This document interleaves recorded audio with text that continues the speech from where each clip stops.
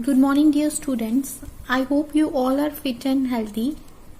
So, dear students, we are going to study circulatory system chapter. In this chapter, you will study that human circulatory system is further divided into two systems, that is blood vascular system and lymphatic system. So, in the blood vascular system, you will study about blood vessels and heart, and in lymphatic system you will study about lymph vessels and lymph node. So we will study human circulatory system in two parts, that is blood vascular system and lymphatic system. First of all, we will study about blood vascular system in detail. So before studying this blood vascular system in detail, you should know what is blood. You all know that blood, it is bright red fluid and its role is to distribute and collect the substances. So therefore blood is acting as a distributing and collecting medium. So what all things blood is transporting? Let us see. First of all, blood, it transports gases. So you know that our cells, they need oxygen.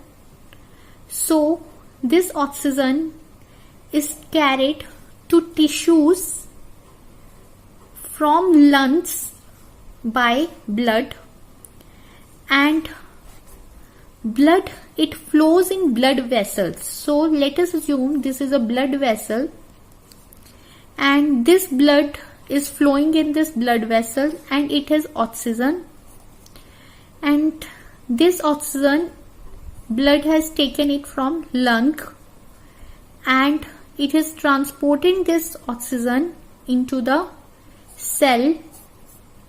This is a cell, and in the cell there will be chemical reaction, that is respiration will take place, means glucose and oxygen will be taking part in chemical reaction and they will release energy in the form of ATP, and carbon dioxide will be released.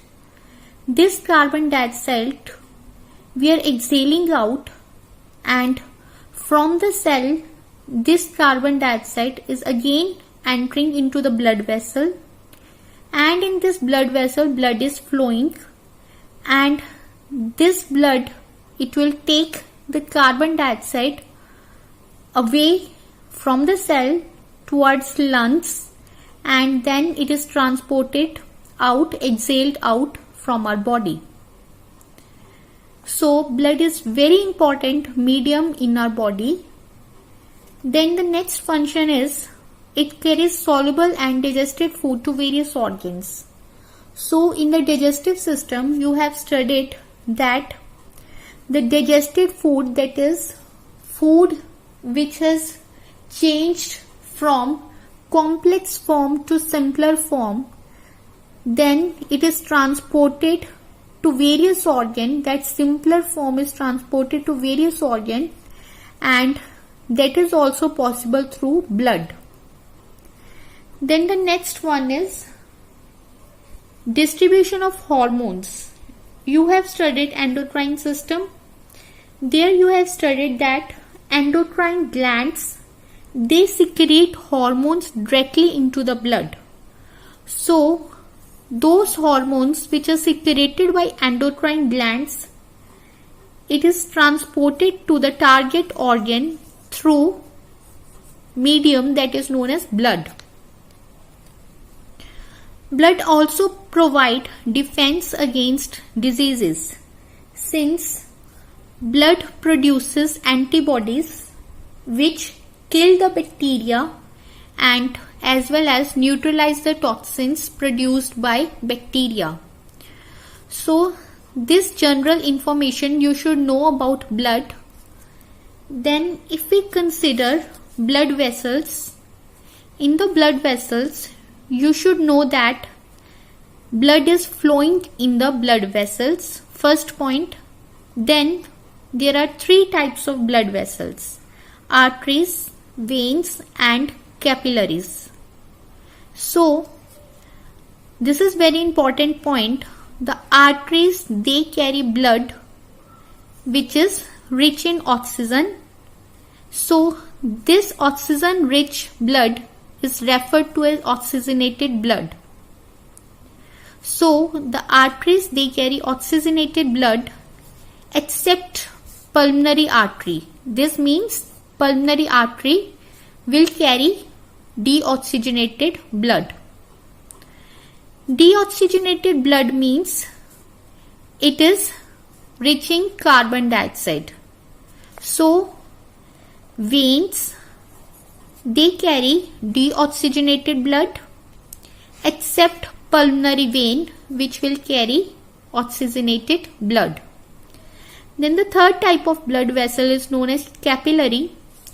In this, both type of blood vessels are flowing.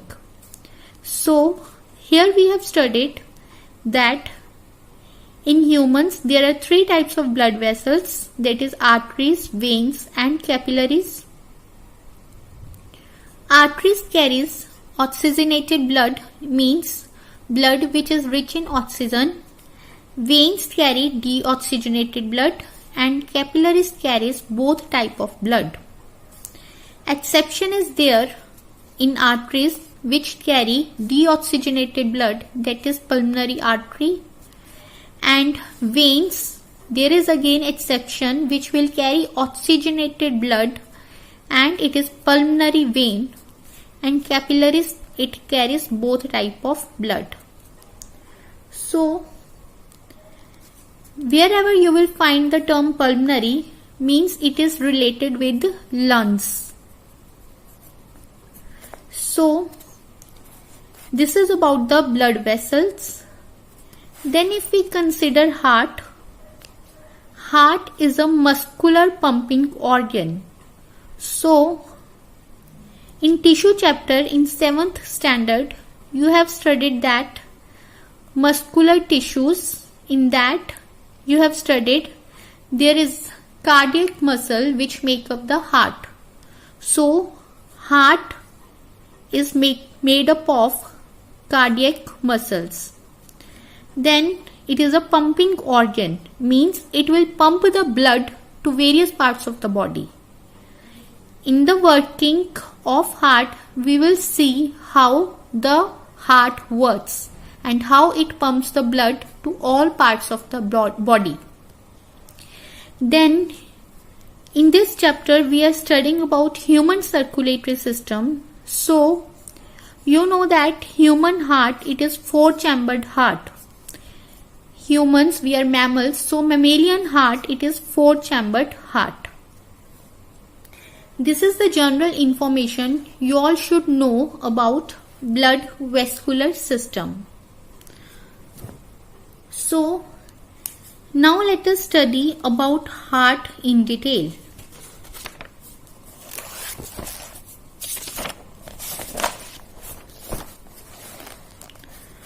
So in heart, you will find that there are 4 chambers. This is the structure of the human heart. You will notice here that there are 4 chambers present. The upper 2 chambers, they are known as auricles or atrium. Atrium is for singular term. So the upper 2 chambers, they are known as auricles. This means this is the right auricle and the another one is the left auricle. These are the upper 2 chambers. And the lower 2 chambers, they are known as ventricles. So it is right ventricle and the other one is left ventricle. So human heart consists of 4 chambers. The upper 2 chambers, they are known as auricles and It is right auricle, left auricle, right ventricle and left ventricle, which are the lower two chambers. So human heart has 4 chambers. The upper 2 chambers are known as auricles, that is right auricle and left auricle, and the lower 2 chambers are known as ventricles, which is right ventricle and left ventricle. So auricles, they are the receiving chambers. Receiving chambers.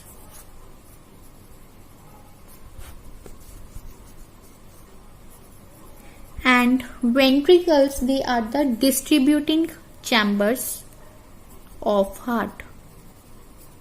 So auricles, they are the receiving chamber, means they will receive the blood from various parts of the body, and ventricles, they will distribute the blood, therefore they are known as distributing chambers. So the upper 2 chambers, which are known as right auricle and left auricle, they are known as receiving chambers since they will receive the blood. And the lower 2 chambers are known as distributing chambers, and they will distribute the blood to various parts of the body. We will observe in the next video. So this is all for today. Take care everyone.